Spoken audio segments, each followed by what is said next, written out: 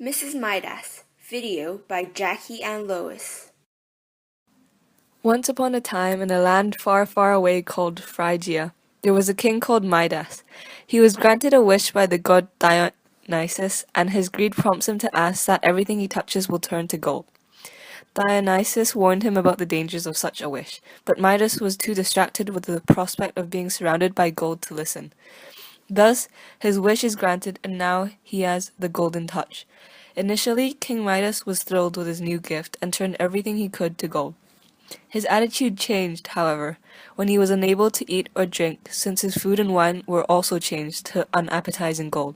Finally, he accidentally kills his daughter when he touches her, and this truly made him realize the depth of his mistake, and he pays for his greed. But what about his wife? In the poem Mrs. Midas by Carol Ann Duffy, Duffy tells the story as though it was happening in the 20th century, with herself as the wife of Midas. No longer king or queen, instead, Midas and his wife are a wealthy couple. We can see they are wealthy because of the mentions of the food they eat and their lifestyles. For example, a fragrant bone-dry white from Italy refers to their wine. The poem tells the myth of Midas from his wife's perspective and emphasizes the importance of her point of view.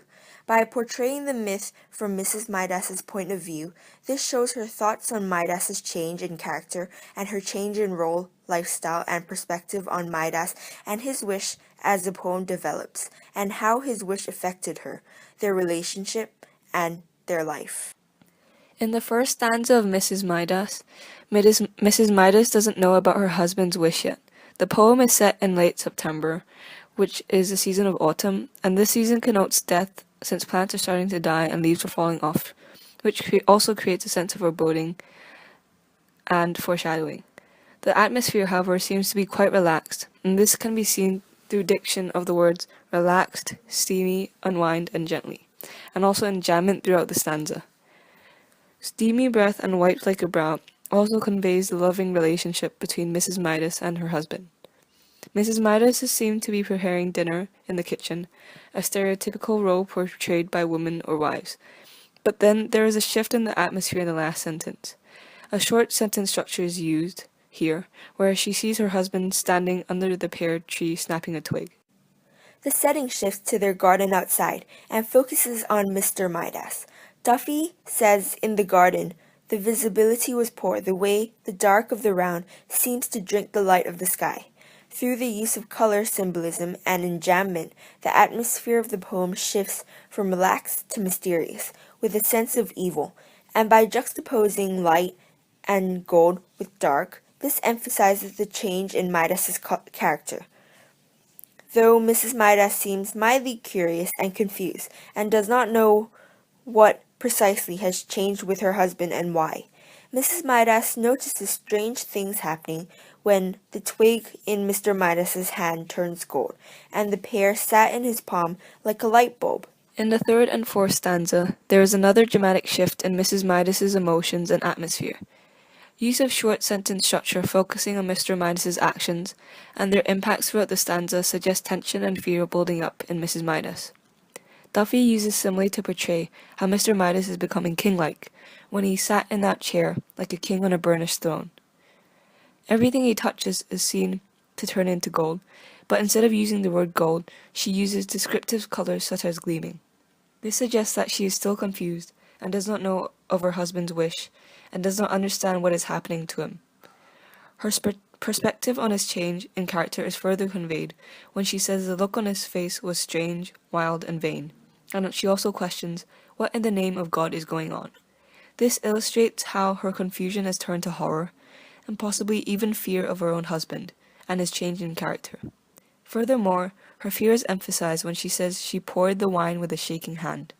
His wish and the consequences of the wish are finally revealed when he picked up the glass, goblet, golden chalice, and drank. This illustrates the transformation of the wine glass and, finally, his touch of gold. In the fifth stanza, realization and shock are seen to dawn upon Mrs. Midas, and the true consequences of his wish are seen to dawn upon Midas as well, when she is set to scream and couldn't believe her own ears, and he sank to his knees. The importance of her point of view and her role as Midas's wife is shown here in the last few stanzas, as well as how his wish affected both their lifestyles greatly. Once Mrs. Midas comes to realize what Midas has wished for and what his greed has done to him and her life, her role as a wife seems to gradually change with time. Her great dislike for his wish is obvious when she describes gold as it feeds no one, orm, soft, untarnishable, slakes no thirst. This sentence also suggests how she feels her husband's touch lacks warmth and love, and how their relationship seems to have gone cold and changed considerably compared to the love she felt for him in the first stanza. Her feelings on this is further explored when she says, "But now I feared his honeyed embrace, the kiss that would turn my lips to a work of art, and who can live with this heart of gold." She also uses enjambment before the word embrace, which suggests how even a simple touch between her and Midas is now impossible, without the risk of putting herself into danger, also her frustration and upset at this. In the end of the poem and Mrs. Midas's narrative, we are shown that Midas moves out because Mrs. Midas cannot bear to live with him and the consequences of his wish anymore. Thus, her role in the poem as a loving, caring, stereotypical wife has changed. She refers to herself as the woman who married the fool who wished for gold. This portrays her upset and anger she feels at Midas for his choice and also at herself, and seems to be no longer as loving as she was in the first stanza.